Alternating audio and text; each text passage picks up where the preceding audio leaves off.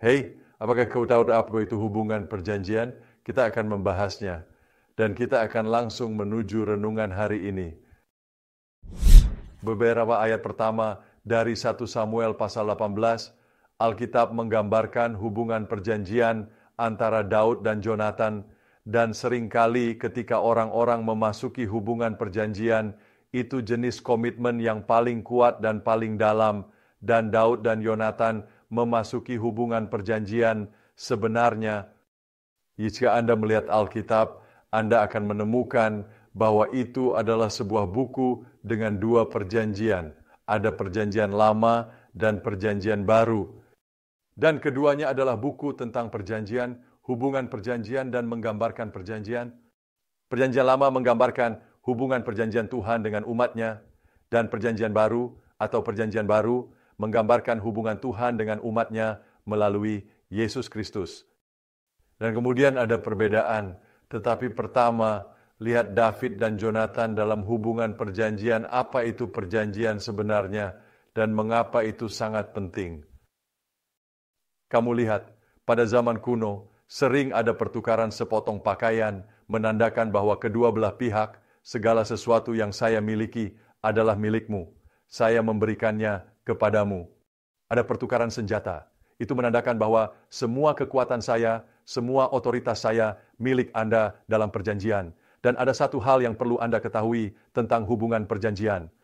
Hubungan itu lahir dari cinta, bukan cinta erotis, tetapi cinta agape, cinta Tuhan, di mana dikatakan, saya memberikan diri saya kepada Anda.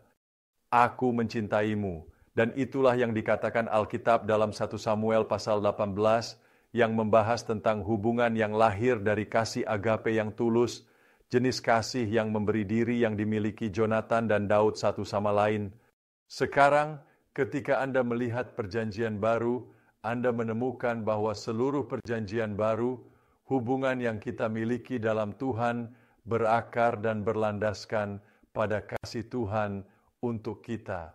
Tuhan begitu mengasihi kita sehingga Dia memberikan anaknya yang tunggal. Yesus wafat di kayu salib. Dia membuat perjanjian. Mengapa Dia membuat perjanjian?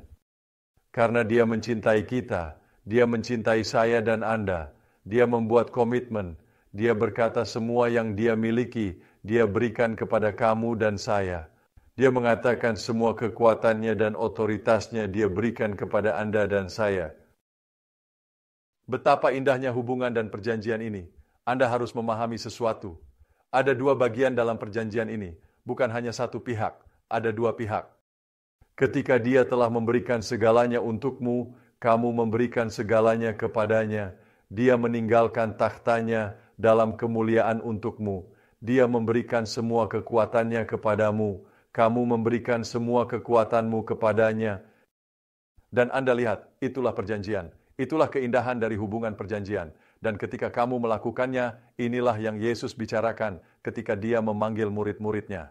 Kemudian Dia berkata, jika ada yang ingin mengikuti saya, dia harus mati. Anda mendapatkan nyawanya. Itulah pertukaran. Anda memberikan hidup Anda kepadanya. Dia sudah memberikan hidupnya untuk Anda. Dan betapa indahnya hubungan perjanjian. Dia akan bersamamu. Ada perbedaan utama antara perjanjian lama dan perjanjian baru. Perjanjian lama bersifat sementara. Perjanjian baru bersifat kekal.